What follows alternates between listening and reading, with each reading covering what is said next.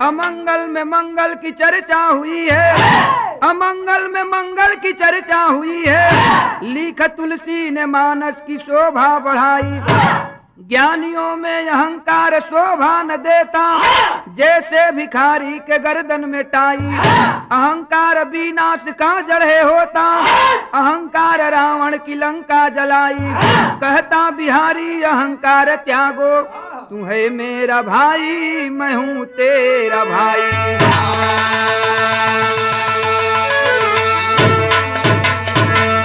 यहाँ एक लाइन तरज बा मास्टर, कौन तर्ज के लाइन बा बढ़ के दा।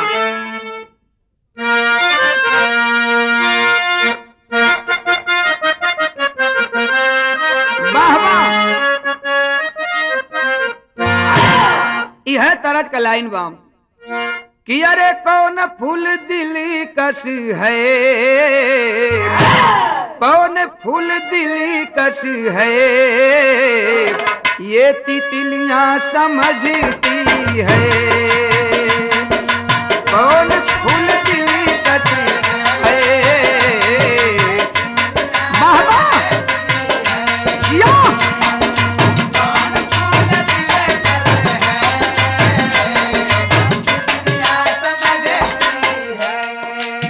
कौन फूल दिल कस है, तितलियां समझती है। कौन फूल दिल कस है, तितलियां समझती है। ओ बोलो बोलो, कौन फूल दिल कस है, तितलियां समझती है। बाती अपने मतलब की, बाती अपने मतलब की, ये लड़कियां समझती है। बाती अपने मतलब की, लड़कियां समझती है। बात अपने मतलब की, लड़कियां समझती है। नारियों के ऊपर कवि को कहना पड़ा, कहना है नारियों के ऊपर, क्या कहना है कि हुए जुल्म नारियों पे, हुए जुल्म नारियों पे, इतिहास भी गवाही है। हुए जुल्म नारियों पे, इतिहास भी गवाही या भैया, हुए जुल्म नारियों पे, इतिहास भी गवाही है। हुए जुल्म नारियों पे, इतिहास भी गवाही है। हुए जुल्म नारियों पे, इतिहास भी गवाही है। राम हुए जुल्म नारियों पे, इतिहास भी गवाही है दास्तां हर मर्दों की, है दास्तां हर मर्दों की, ये नारियां तबाही है। दास्तां हर मर्दों की, ये नारियां तबाही है। दास्तां हर मर्दों की, ये नारियां तबाही है। यहीं से कहानी की शुरुआत है, गौर करेंगे जरा ध्यान से इस गाना को सुनेंगे। कहानी की शुरुआत है कहां से बाबू?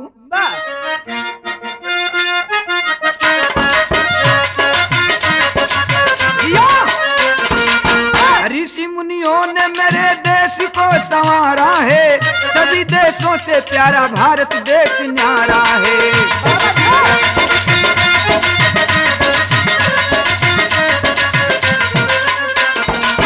तीर्थ प्रयाग में संतों का लगा जमघट था, संतों की झुंड में एक छोटा बच्चा नटखट था।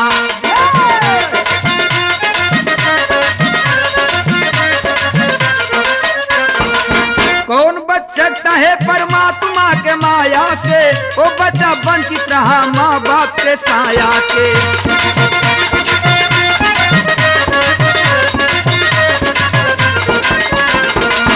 एक साधु के संग में जीवन को बिताता था, एक साधु के संग में जीवन को बिताता था, यातना में जो मिले प्रेम से वो पाता था।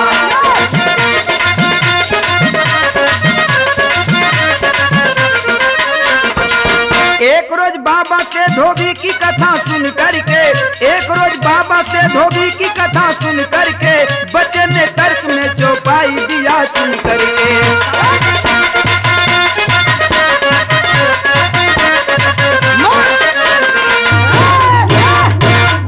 यानी बात समझ लो भैया, प्रयाग इलाहाबाद में कुंभ लगा था। सभी जितने दूर दूर से लोग आए थे अपनी गंगा में स्नान करते थे मोक्ष के प्राप्ति के लिए। देखें वही मेला के अंदर एक साधु बाबा गई लहलन। साधु बाबा के संगवा में एक छोटे लड़का बा। ए भैया छोट लड़का साधु बाबा के संगे रहे, माई बाबू का कोनो ठौर ठिकाना ना बा। लड़का ना जानत बा कि हम केकर लड़का हैं, हमर माई बाबू कहवा हवन। साधु बाबा भी वो लड़का के पौले रहलन। आखिर वो लड़का के पाके अपने संग में रखें, भिक्षा लड़का मांगे, जवन मिले प्रेम से साधु बाबा के भी खिलावे अपने खाए। आज सब लोग वहां प्रयाग में जुटल हुन। साधु बाबा प्रवचन शुरू कैलन। आप प्रवचन शुरू कैलन, वो प्रवचन में उहे धोबी के ताना वाली जिक्र आइल बा कि धोबिया ताना देले बा रामचंद्र के कि हम कोनो रावण ना हई कि हम तोहके रख ले। अपने दुल्हन के ताना मरले बा कि हम कोनो रावण ना बनी, हम कोनो राम ना हई कि रावण सीता जी के लेके चल गई 14 ले जाके लंका में कितना दिन रखलस, फिरो राम ले आके राख लिहलन। हमू राम ना हई। आज बाबूजी है तरक आइल बा, तब उ लड़कवा सुनले बा, बर्दाश्त ना कैले बा। उ छोट लड़का बीच में प्रवचन रोक के साधु बाबा से कहले बा कि बाबा तब हई चौपाई काहे लिखल गई। कवन चौपाई लड़का कहले बा?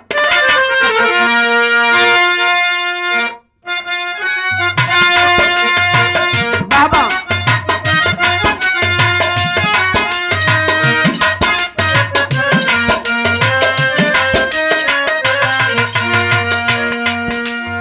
ओ जनक सुता जग, जनक सुता जग, जनक जान की अतिशय प्रिय करुणा निधान की। राम सिया राम, सिया राम जय जय राम, सिया राम, सिया राम जय जय राम। मंगल भवन अमंगल हारी, द्रबहु सो दशरथ अजीर बिहारी। राम सिया राम, सिया राम जय जय राम, राम सिया राम, सिया राम जय जय राम। यह लड़का चौपाई कहले बाकी बाबा आप कहत हवन कि ओ राम के राज में अमंगल नाव के कोनो चीजें न रहल। फिर ये अमंगल भइल कहाँ से ये मंगल भइल? तब आज वो बाबा बतावे लगलन। का बतौलन है भैया?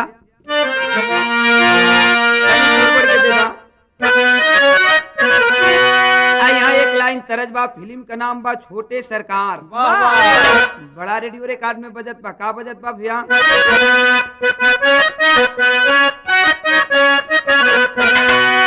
हे लोग गावत हूँ कि एक चुम्मा तू मुझको उधार दे दे,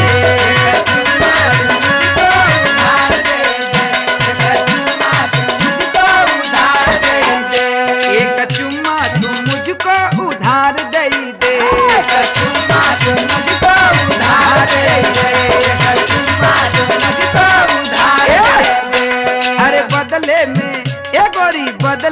में यूपी बिहार ले ले, बदले में यूपी बिहार ले ले। बदले में यूपी बिहार ले ले। लड़िकवा सवाल कह दिहलस, सवाल कैले का बा साधु बाबा से कि इहो बतिया ए बाबा बताई दिहता, इहो बतिया रे बाबा बताई दिहला, यो बतिया रे बाबा बताई दिहला, इहो बतिया ए बाबा बताई दिहता, यो बतिया रे बाबा बताई दिहला, यो बतिया रे बाबा बताई दिहला। हमारा मनवा के शंका मिटाई दिहता, हमरे मनवा के शंका मिटाई दिहला, हमरे मनवा के शंका मिटाई दिहला। कैसे अमंगलो है धोबिया में बाचली, कैसे मंगल रहे धोबिया में बाटल, कैसे मंगल रहे धोबिया में बाटल, जैसे निचासर में निचता बजा गले, कैसे निशाचर में निशा बजा, कैसे निशाचर में निशा बजा गले। हमके पर्दा तू मन से हटाई दिहता, मनवा में पर्दा हटाई दिहला, मनवा के मन से हटाई दिहला। कहलस कि ए बाबा आप कहलन कि अमंगल नाव के कोनो चीजें ना रहे वो समय राम के राज में, आखिर वो धोबिया में अमंगल आइल कहवा से, कैसे धोबिया ताना मार दिलस, काहे मरलस, अमंगल काहे बात कढ़ौलस। तब तो बाबा बतावे लगलन, का बतावे लगलन तनी और बढ़ के दा भैया। यहाँ एक लाइन गीत का लाइन बा, मेहरारू गावलिन झूम झूम के, का गावलिन भैया।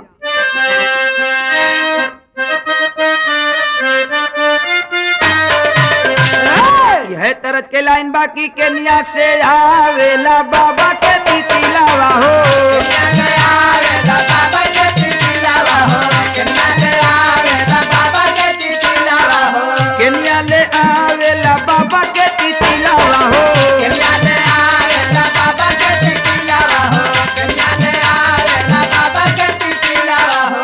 केनिया ले आवे लाल मैना आई रे सावरिया, केनिया ले आवे लाल मैना आवे सावरिया, केनिया ले आवे लाल मैना आवे सावरिया। ई त तरज बा है। तनी गनवा के बात सुना, आजू बाबा कैलन है का कि बाबा सुनावे सुन देई के धियानवा हो, बाबा सुनावे सुन देई के धियानवा हो, बाबा सुनावे सुन देई के धियानवा हो, बाबा सुनावे सुन देई के धियानवा हो, बाबा सुनावे सुन देई के धियानवा हो, बाबा सुनावे सुन देई के धियानवा हो। लंका में रहले, लंका में रहले रावणवा सुन लाए बचवा, लंका में रहले रावणवा, लइलाए बचवा, लंका में रहले रावणवा, लइलाए बचवा। बतावे लगलन बाबा की सुन बेटा, जब बीच में बात रोक दिहले तो सुन हम बतावत बानी कि मंगल नाव के चीज कैसे राम के राज में रह गई रहे। लंका के अंदर रावण था और रावण अपने मन में एक रोज सोचने लगा, कौन सी बात सोचने लगा कि हमारा से दूसरा के बाबा लसाली हो, हमरा से दूसरा के बाबा लसाली हो, हमरा से दूसरा के बाबा लसाली हो, हमारा से दूसरा के बाबा लसाली हो, हमरा से दूसरा के बाबा लसाली हो, हमरा से दूसरा के बाबा लसाली हो। सोचे ले पृथ्वी पे बीरावन से खाली हो, सोचले धन मेरा बीरावन से खाली हो, सोचले धन मेरा बीरावन से खाली हो। भैले घमंड और गुमानवा सुन लाए बचवा, सुन लाए बचवा, भैले घमंड और गुमानवा सुन लाए बचवा। राजा दरबार में सबके बोलावाले हो, दरबार में सबके बुलावले हो, दरबार में सबके बुलावले हो। कहवा के राजा बनी खुल के बतावाले हो, कहवा के राजा बन खुली के बतावले हो, कहवा के राजा बन खुली के बतावले हो। तीनों लोग 14 हो भुआनवा सुन लाए बचवा, बिना लोक 14 हो भुवनवा, सुनाए बचवा, बिना लोक 14 हो भुवनवा, सुनाए बचवा। साधु बाबा बालिकवा के बतावे लगला, ने बेटा सुन तो के बतावत बनी। रावण जो है लंका में बैठा था, सोचने लगा आखिर मुझसे बलशाली इस धरती पर कोई नहीं है। सबको अपने दरबार में बुलाने लगा, तुम यहाँ का राजा हो, तुम वहां का राजा हो, सबको सबके नाम से जगह जगह का राज देने लगा, राजा बनाने लगा। लेकिन तब तक अकस्मात आकाशवाणी हुई है। काय आकाशवाणी भइल बा भैया? यहाँ एक लाइन तरज बा, फिल्म का नाम राजा की आएगी बारात। तर्जमा का लाइन बा, का लाइन बा भैया?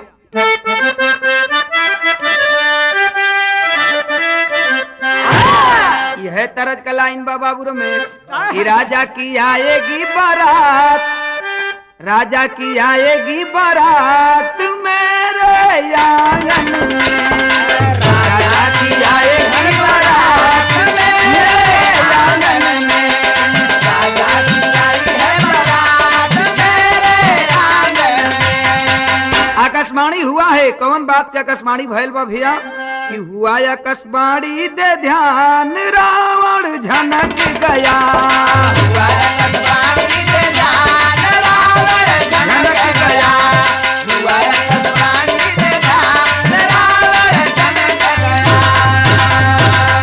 तेरा मिथ्या है मन में गुमान, तेरा मिथ्या है मन में गुमान, रावण झनक गया, तेरा मिथ्या है मन में गुमान, रावण झनक गया। क्या है मन में गुमान, रावण झनक गया।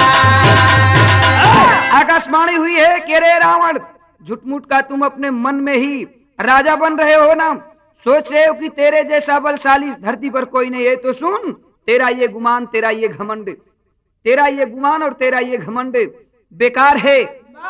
सुन, राजा दशरथ हैं, आज भी जाओ उनके दरबार में, उनके राज में जाओ, राजा दशरथ से जरा अपनी जोर की आजमाइश करो, तुम कितने पानी में हो और वो राजा कितना पानी में है। आखिर बाबूजी रावण के मन में ये बात आई, चल के देखी कि राजा दशरथ कैसन हवन। राजा दशरथ के राज में हम वो समय का बात मिलल का भैया कि रे ललाट पे पसीना आ गया, भैया ललाट पे पसीना आ गया, क्रोध में उबल पड़ा अधिकार है मेरा जीना। खोल गया खून रावण का, अरे खोल गया खून रावण का, क्रोध का कहर बरसाया है, पकड़ लाओ उन दुष्टों को जो मुझ पे आवाज उठाया है, मेरे खिलाफ में बकते हो, तेरा इतना चढ़ गया पारा है, स्वर्ग पे जाकर हमला बोलो बेटा को ललकारा है। मेघनाथ के जुल्मों से, मेघनाथ के जुल्मों खौफ से सारा स्वर्ग थर्राया है, इंद्र पे पाके विजय मेघ ने नाम इंद्रजीत पाया है। देख लूंगा दशरथ को, देख लूंगा दशरथ को जो अवधपति कहलाता है। इसी से कहा गया है कि जब काल मनुष्य पर आता है विवेक पहले मर जाता है। आज बाबू देखें, मेघनाथ लड़का को बोला जाओ, कौन आकाशवाणी किया, इंद्र के पास जाओ, जा करके पूछो क्यों, क्या कारण है, क्यों आकाशवाणी किया इस बात की। आखिर बाबू मेघनाथ जाता है, इंद्र पर विजय पा करके उसी समय से मेघनाथ का नाम इंद्रजीत रखा गया। इतना ही नहीं, कहा गया कि जब काल मनुष्य पर छाता है विवेक पहले मर जाता है। देखें बाबू वो रावण करता है क्या। अब यहाँ एक लाइन तरजमा,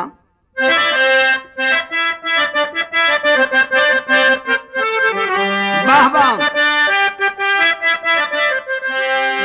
यह तरज का लाइन बाकी एक आगा, अरे एक आगा बतलावा पढ़ू तोरी पाँव, एक आगा बतलावा पढ़ू तोरी पाँव, ना जाने मोर पिया बसे कौन गाँव, एक आगा पढ़ू तोरी पाँव, ना जाने मोर पिया बसे कौन गाँव, एक आगा बतलावा पढ़ू तोरी पाँव, ना जाने मोर पिया बसे कौन गाँव। आई देखा रावण कैले का बाप, तमका लंकेश नहीं आव देखाता, तमका लंकेश नहीं आव देखाता, अवध नगरिया में रखी दिहले पाँव, आव देखाता, अवध नगरिया में रखी दिहले पाँव, तमका लंकेश नहीं आव देखाता, अवध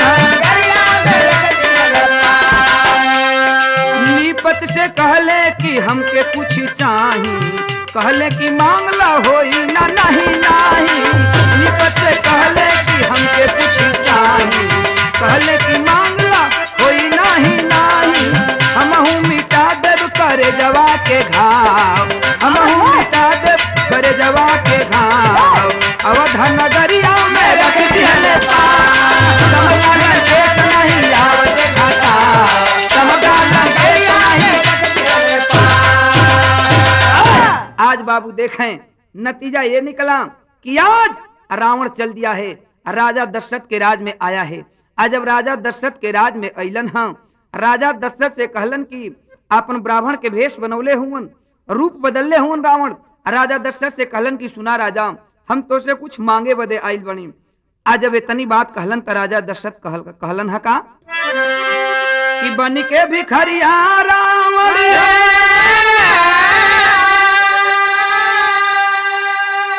अब मंगला समारिया हो। दशरथ जी बोले हैं विचार मोरे बाबूजी, अच्छा तेरी धर्मावा करमवा विप्र सेवा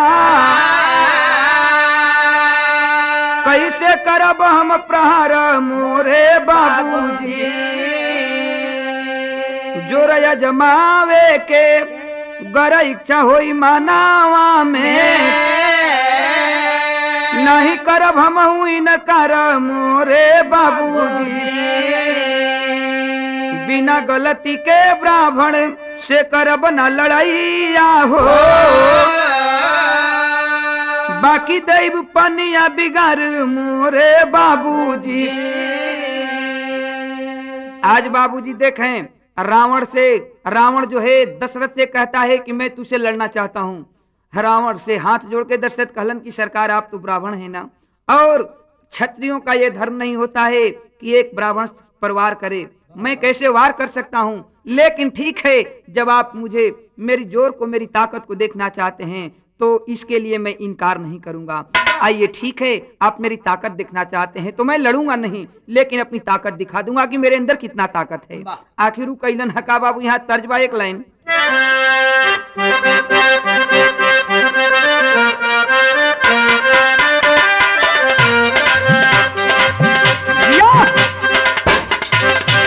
यहाँ वो एक लाइन तर्जबा की ए दर्जी ए दर्जी ए दर्जी सीधे बेचोलिया हमार नजरिया बंद करके। ए दर्जी ए दर्जी ए दर्जी सीधे बेचोलिया ए दर्जी ए दर्जी ए दर्जी सीधे बेचोलिया हमार नजरिया बंद करके। आज नतीजा निकलल का ए विप्रा ए विप्रा ए विप्रा कई देवे हमहू जोगाड़ के बड़वा बंद करके। ए विप्रा ए विप्रा ए विप्रा कई देवे हमहू जोगाड़ के बड़वा बंद करके। ए विप्रा ए विप्रा ए विप्रा कई देवे हमहू जोगाड़ के बड़वा बंद करके। जय भिलाई हाड़े हाड़ के बड़वा बंद करके बंद करके बंद करके। ए विप्रा ए विप्रा ए विप्रा कई देवे हमहू जोगाड़ के बड़वा बंद करके।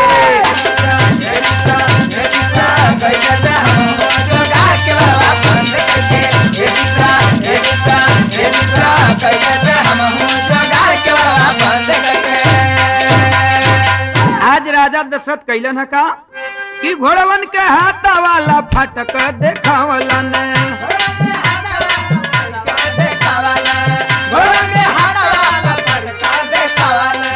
बाहर से खोले के उनके बतावलन। बाहर के खोले के उनके बतावलन। बाहर के खोले के उनके बतावलन। अंदर से हो गई ले खाड़ के बड़वा बंद कई के। ए विप्रम ए विप्रम ए विप्रा कई देवे हमहू जोगाड़ के बड़वा बंद कई के। ए विप्रा ए विप्रा ए विप्रा कई देवे हमहू जोगाड़ के बड़वा बंद कई के। ए विप्रा ए विप्रा ए विप्रा कई देवे हमहू जोगाड़ के बड़वा बंद कई के। आज बाबू जो घोड़ों का रहने के लिए हाथा बनाया गया था वही हाथा में गईलन हम जाके हाथा के केवाड़ बड़का जोन फाटक बा अंदर से लगा के हाथ कई सारा देले हुन, बंद कई के हाथ कई सारा देले हुन। बाहर से रावण से कहलन कि भैया खोला खोला यही में जोर के आजमाइश हो जाएगी, तोहरे अंदर कितना ताकत बा, हमरे अंदर कितना ताकत बा। नतीजा निकलल है का, अल्लाह वाली लाइन बढ़ के दबिया कहना बा कि जैसे सीमावा पे बाबू हो खेला लड़ैया ये भैया,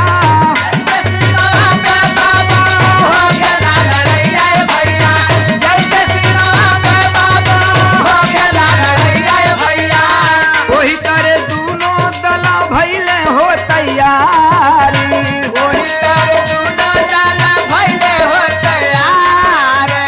बाहर से जोड़ा वाला गावे बल करिया हो,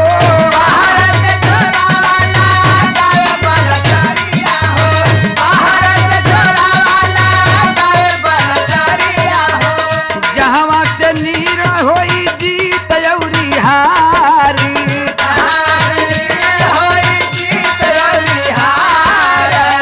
हरी हरी बार बार जोरावा लगावे ये भैया,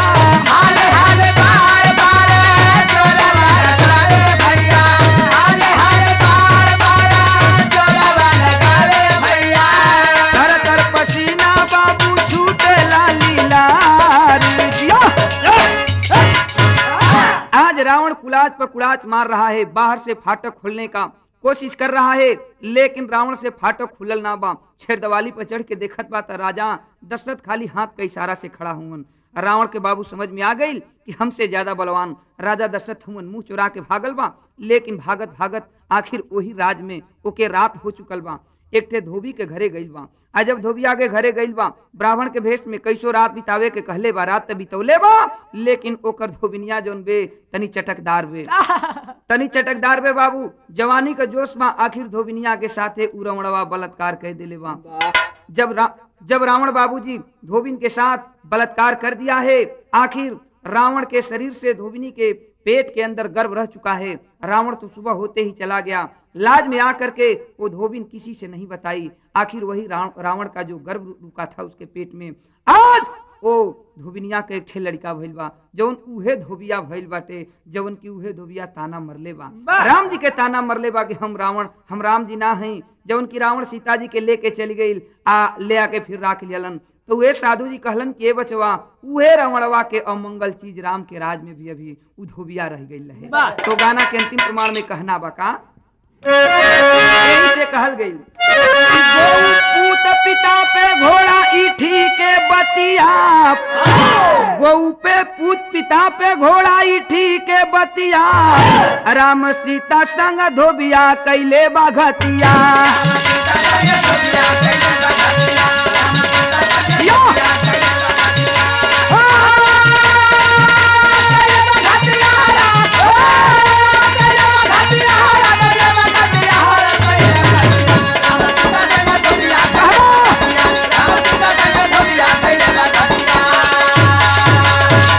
आखिर गाने के अंतिम प्रमाण में कहा गया, जय जखाड़ गुरु जद्दू राधे, बने गगन का तारा, कथन करे कवि नंद बिहारी, कथन करे कवि नंद बिहारी, सागर के मिलल सहारा। अरे ललाट पर पसीना आ गया, अब ललाट पर पसीना आ गया, गावे ओम प्रकाश मेरे यार सीख लो जीना। ललाट पर पसीना आ गया, गावे ओम प्रकाश मेरे यार सीख लो जीना। अरे गावे ओम प्रकाश मेरे यार सीख लो जीना। ललाट पर पसीना आ गया, अरे भैया धनी धनी बेसावा हमार।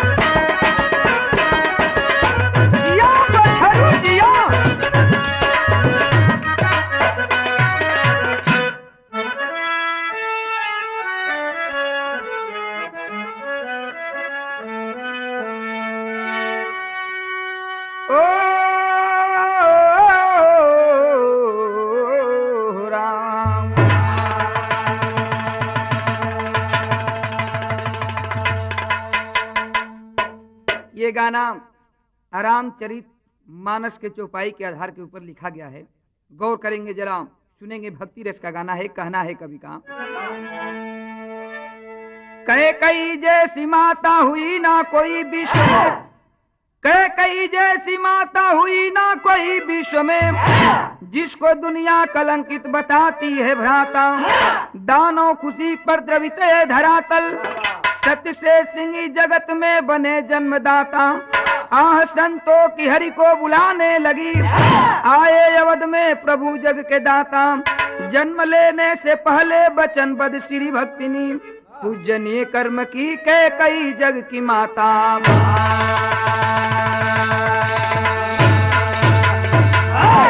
रामचरितमानस में चौपाई दी गई। कौन सी चौपाई दी गई है बाबू?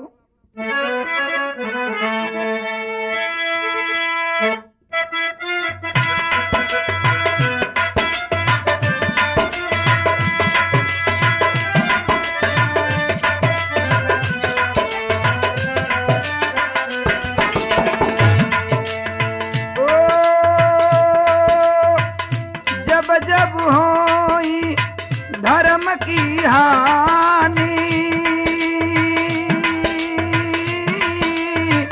बढ़े असुर अधम अभिमानी।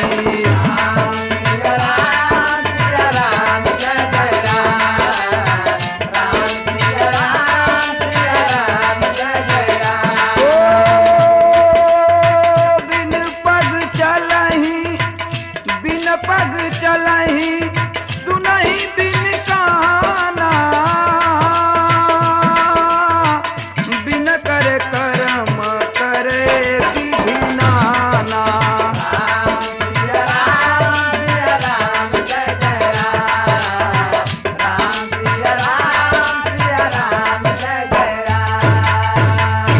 यहाँ एक लाइन तरज बा, कहे का मतलब यह बा कि जब जब धर्म के हानि भइल बा, तब तब कोनो न कोनो रूप में भगवान ये धरती पर आयल हूँ। हमें से बात का शुरुआत हो गई। कहना हो कभी का, यहाँ एक लाइन तरज का लाइन बा, मास्टर तनी बढ़ के दा।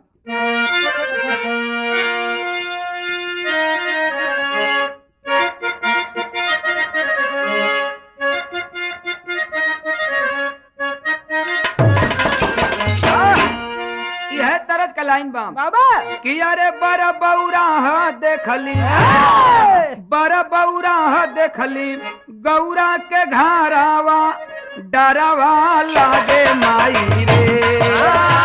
बर बौरा देखली गौरा के घरावा, डरवा लागे माई रे। बर बौरा देखली गौरा के घरावा, डरवा लागे माई रे। ओ बर बौरा देखली गौरा के घरावा, डरवा लागे माई रे। राजा हिमाचल के घरवा दुआरवा, डरवा लागे माई रे। हिमाचल के घरवा दुआरवा, डरवा लागे माई रे। राजा हिमाचल के घरवा दुआरवा, डरवा लागे माई रे। आज चारों भैया राम लक्ष्मण भरत शत्रुघ्न चारों भैया बाल्य अवस्था में खेल खेलत हवन। लेकिन कवन खेल खेलत हवन भैया? कि खेले अनुजा संगे, खेले अनुजा संगे राम रघुराइया, डरिया नहीं लागे हो। खेले अनुजा संगे राम रघुराइया, डरिया नहीं लागे हो।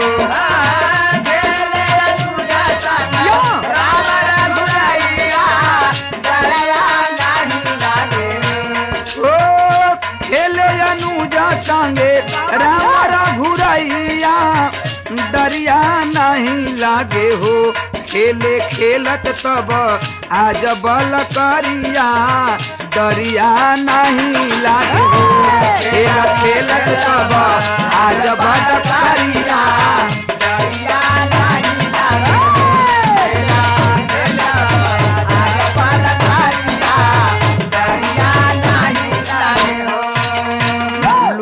छुपी खेले खेला खेलिया लुकले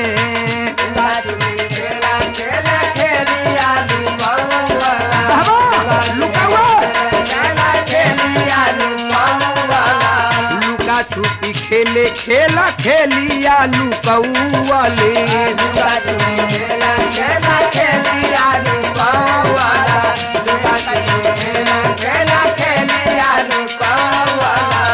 सरजू नदी में खेले जाई के छुआली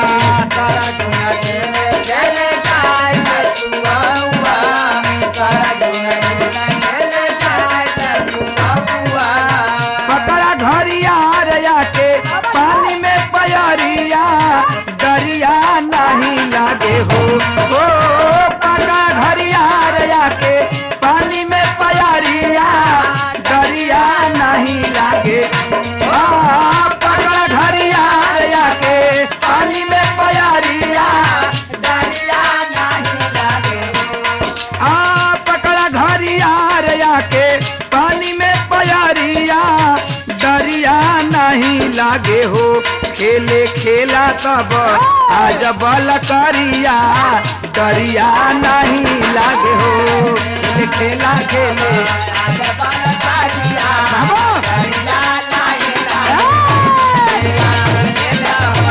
आज बल करिया दरिया नहीं लागे। चारों भाई सरजू नदी में छुअल खेलत रहलन। इतने बीच में बाबूजी देखें एक घरियार जो है आकर के भगवान के पैर पकड़ लिया, राम के पैर पकड़ लिया। आज भगवान कैलन है कहा कि पैरावा छोड़ा के प्रभु धारे गारा दानावा पैरावा छोड़ा के प्रभु धारे गारा दानावा पैरावा छोड़ा के प्रभु धारे गारा दानावा हंसते खेलाता ले आई ले भावानावा हंसते खेलाता ले आई ले भावानावा हंसते खेलाता ले आई ले भावानावा करे खेलवाड़ जूटी सगरी नगरिया दरिया नहीं लागे हो करे खेलवाड़ जूटी सगरी नगरिया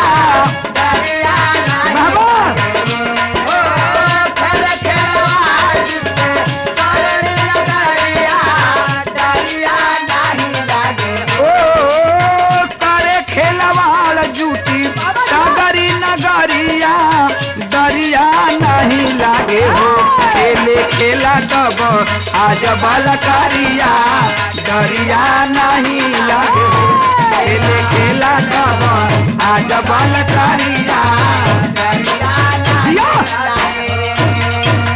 ए बाबू आखिर उ घरियार के रहल लंका से मेघनाथ आया था घरियार के भेष में।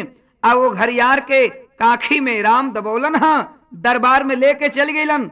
राजा दशरथ के दरबार लगल बा आखिर ओके खिलौना समझ के लेके घरियार के गईल हवन। लेकिन जब एवनी बतिया के राजा दशरथ के पता चलल हा ओ समय वो घरियार रूपी मेघनाथ को राजा दशरथ छोड़वा दिए। समय गुजरता गया आखिर यहाँ रामचरितमानस की चौपाई दी गई। कवन चौपाई दिहल बा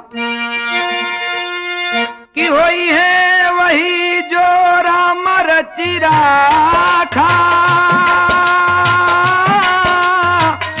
का करी तरक बढ़ा वही साथा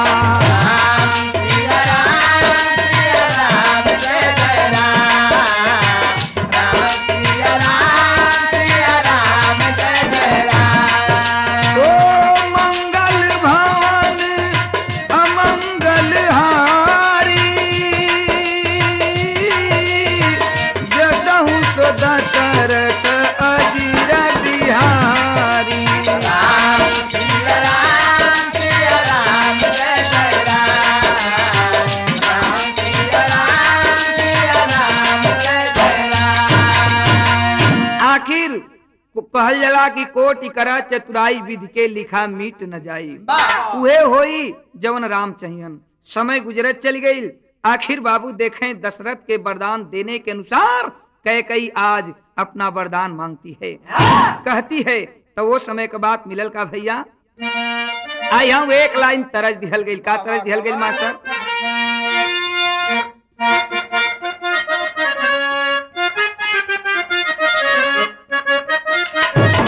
ये तरह के लाइन बाम कि केवनी कले जावा में पढ़ेलू पढ़ाई हो चलेलू बिना ओढ़नी के हो केवनी कले जावा में पढ़ेलू पढ़ाई हो चलेलू बिना ओढ़नी के पावन निकले जावा में या। पढ़ेलू पढ़ाई हो चलेलू बिना ओढ़नी ओ केवनी कले जावा में पढ़ेलू पढ़ाई हो चलेलू बिना ओढ़नी हम मर्द हो के हम अरे मर्द हो के हम के तना लजाई हो चलेलू बिना ओढ़नी के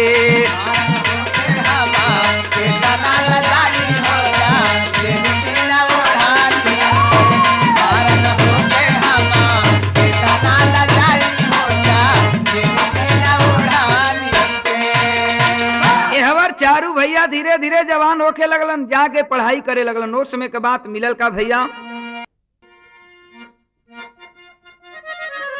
कहना है कि गुरुकुल में पढ़े जाके गुरुकुल में पढ़े जाके राम रघुराई हो उनके पढ़ाई बेदावा गुरुकुल में पढ़े जाके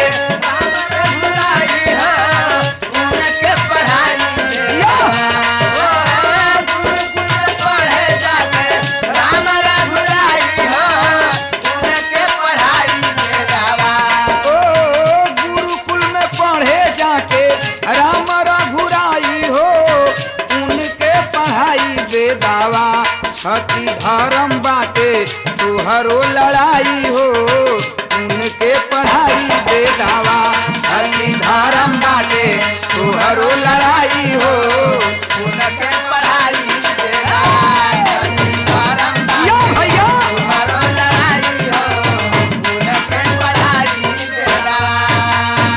बेदावा पुराण पढ़ी पास होई गई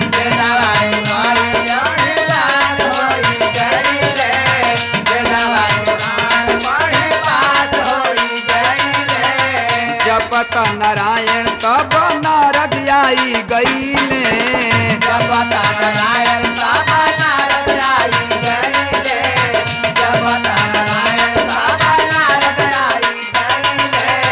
मृत लोकया के प्रभु मृत लोकया के प्रभु गैल भुलाई हो उनके पढ़ाई बेदावा हाँ मृत लोकया के प्रभु गैल भुलाई हो उनके पढ़ाई बेदावा हाँ मृत लोकया के प्रभु गैल भुलाई हो उनके पढ़ाई बेदावा ओ मृत लोकया के प्रभु गैल भुलाई हो उनके पढ़ाई बेदावा छठी धर्म बाटे तुहरो लड़ाई हो उनके पढ़ाई बेदावा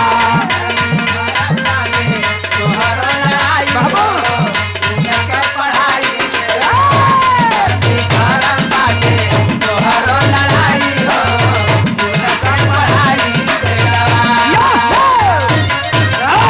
ए बाबू आज चारों भाई सयान हो गए जवान हो गए गुरु आश्रम में जाकर के शिक्षा दीक्षा लिए उन लोगों को शिक्षा दी गई कि क्षत्रियों का कर्तव्य होता है क्षत्रियों का कर्तव्य होता है धर्म के लिए लड़ाई करना। आखिर नतीजा निकला क्या बाबूजी यहाँ रामचरित मानस की चौपाई दी गई। कौन चौपाई दी हलवा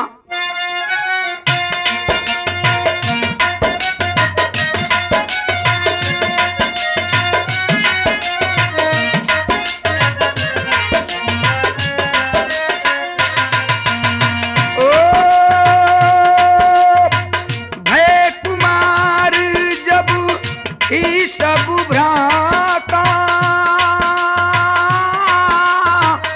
दिन जने गुरु पित माता राम सिया राम जय जय राम राम सिया राम जय जय राम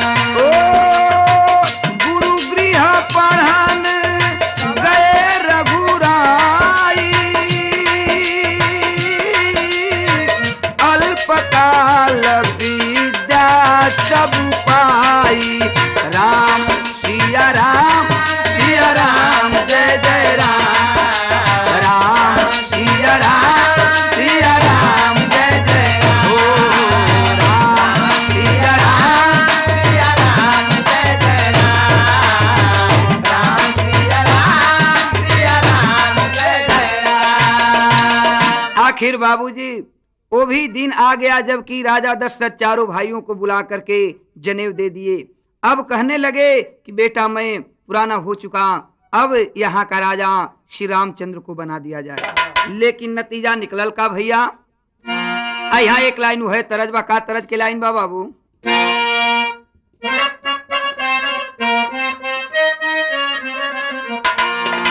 है तरज का लाइन बा कि कहवा ले आवेला बाबा के तितिलावा हो, हमारे आवेला बाबा के तितिलावा हो, हमारे आवेला बाबा के तितिलावा हो, कहवा ले आवे लाल मैना हाय रे सावरिया, कहवा ले आवे लाल मैना हाय रे सावरिया। हमारे आवे लाल मैना हाय रे सावरिया। ए बाबू तमाम कुल गीत निकलत बा, लेकिन गाना के भाव स्थल पर गौर करेंगे। आज राजा दशरथ किए हैं क्या कि अवधपति से रानी मांगे 12 दानावा हो, अवधपति से रानी मांगे 12 दानावा हो, अवधपति से रानी मांगे 12 दानावा हो, अवधपति से रानी मांगे 12 दानावा हो, अवधपति से रानी मांगे 12 दानावा हो, अवधपति से रानी मांगे 12 दानावा हो। दे देब हमरो मंगनवा ए हो साजनवा, दे देब हमरो मंगनवा।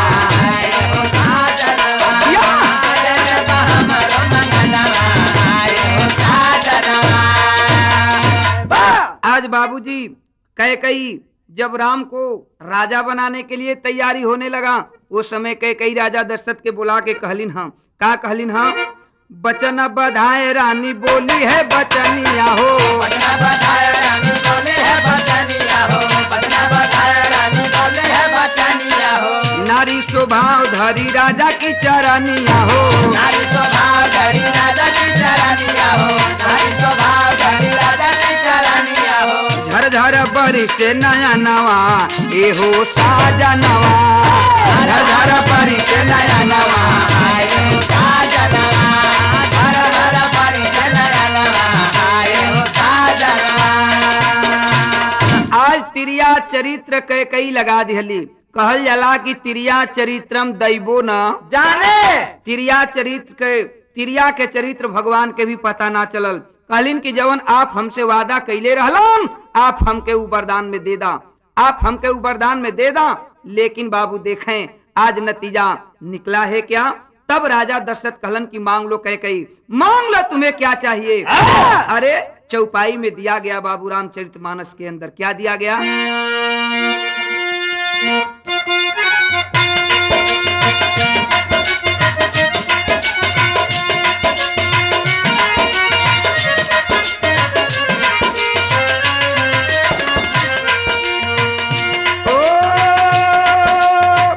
रघुकुल रीति सदा चली आई, प्राण जाए पर बचन न जाई। राम सिया राम जय जय राम, राम सिया राम जय जय राम, ओ राम सिया राम जय जय राम, राम सिया राम जय जय राम। ओ तापस भेष दिसे खबुदासी, 14 बरस राम बनवासी। राम सिया राम जय जय राम, राम सिया राम जय जय राम, राम सिया राम जय जय राम, राम सिया राम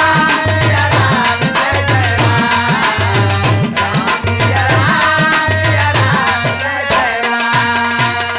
आखिर राजा दशरथ कहने लगे कि रघुकुल रीति सदा चली आई, प्राण जाए पर बचन न जाई। अरे रानी के कही मांग लो, ये मेरा वचन है, रघुकुल रीति सदा चली जाई, प्राण जाए पर वचन न जाई। सुनो, जो तेरे दिल के अंदर है मांग ले, अपनी इच्छा को पूरा कर ले, मैं सहर्ष देने के लिए तैयार हूँ। आखिर बाबूजी वही इसीलिए चौपाई में लिखा गया कि तापस भेष विशेख उदासी, 14 वर्ष राम बनवासी। कैकई है वर मंगलिन हाँ कि हमारे भरत को राजगद्दी दी जाए और मर्यादा राम को 14 वर्ष के लिए वनवास दी जाए। तब तो बाबूजी आखिर कैकई के वचन को ना कैसे राजा दशरथ कह सकते थे। राजा दशरथ सुने हाँ तो करना ही था, मगर बेटे के गम में, राम के गम में पागल बन गए। आखिर जब राम को पता चला कि माँ यही चाहती है, बाबूजी तपसी का भेष धर करके, संत का, साधु का भेष धर करके जंगल की ओर चल दिए। जब जंगल की ओर चले हैं, छोटा अनुज लक्ष्मण हाथ जोड़ करके कहते हैं कि भैया आप वही भाई थे ना, जब तक हमें नहीं देखते थे भरपेट भोजन नहीं किया करते थे, आप मुझे छोड़कर जंगल जा रहे हैं, आखिर मैं कैसे बर्दाश्त करूंगा। साथ में लक्ष्मण भी चल दिए। सीता जी आके रास्ता रोक लिहलिन, हाथ जोड़ के कहलिन कि नाथ आप जंगल जात हूँ और ना तो एक छोट देवर के लेके जात हूँ। बाबा के दुआरे जाके मांगी में सिंदूर डाल दिहला, धनुष के तोड़ला, आज हमके दुल्हन बना के घरे ले ला, हमके छोड़ के जंगल जीवा, हम कैसे बर्दाश्त करब, 14 बरस के दिन कैसे बिताई। आगे आगे राम, पीछे से लक्ष्मण, बीच में सीता, तीनों मूर्ति आज जंगल की ओर चल दिए। उस समय कवि को कहना पड़ा क्या, तो यहाँ एक लाइन तरस झल गई, दा बढ़ के भैया तनी आउ तनी बढ़ के दा। हाय हाय एक लाइन है गजल का लाइन बा, एवनी गजल के तौला खान गौले रहलन, पाकिस्तान के गवैया का गौले रहलन।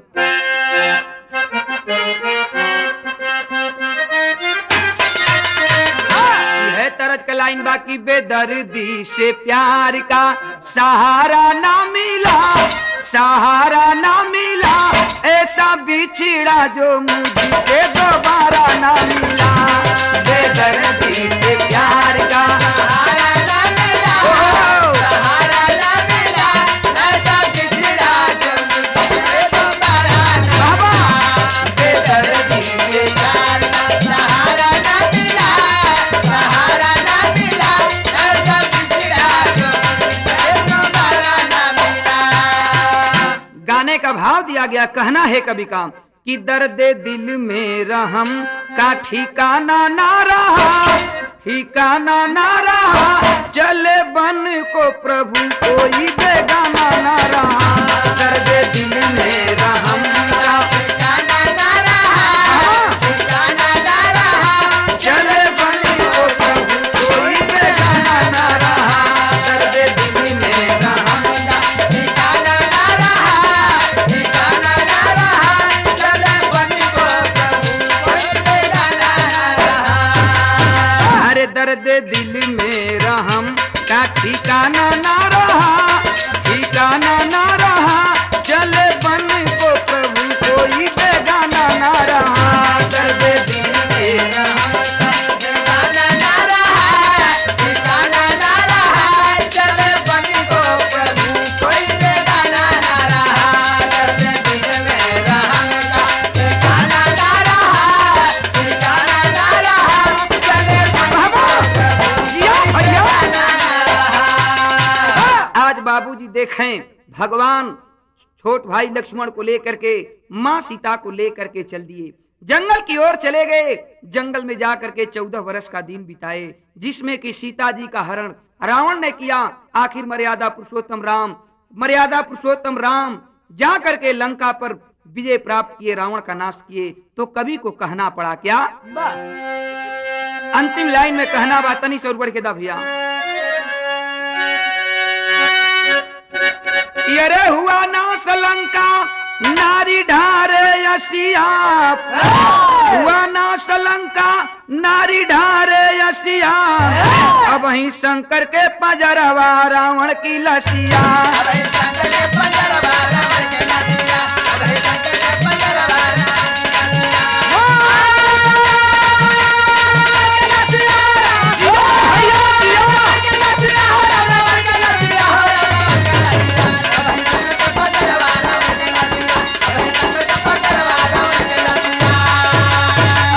आज देखें कवि को कहना पड़ा क्या कि बसल त्रिकूट ऊपर लंका की नगरिया, बसल त्रिकूट ऊपर लंका की नगरिया, मंगिया धोवाई रोवे विधवा गुजरिया।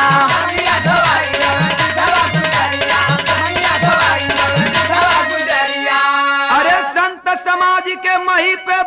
बाजल बसिया अब वही शंकर के पजरवा रावण के लसिया अबे शंकर के पजरवा रावण के लसिया अबे शंकर के पजरवा रावण के लसिया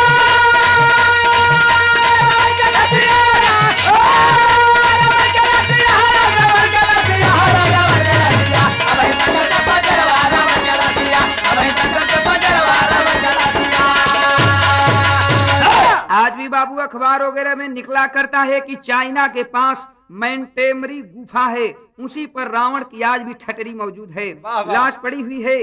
तो जहाँ तक जो सत्य हो कवि का कहना पड़ा कि जद्दू गुरु लौटन रघुनाथ स्वर के वासी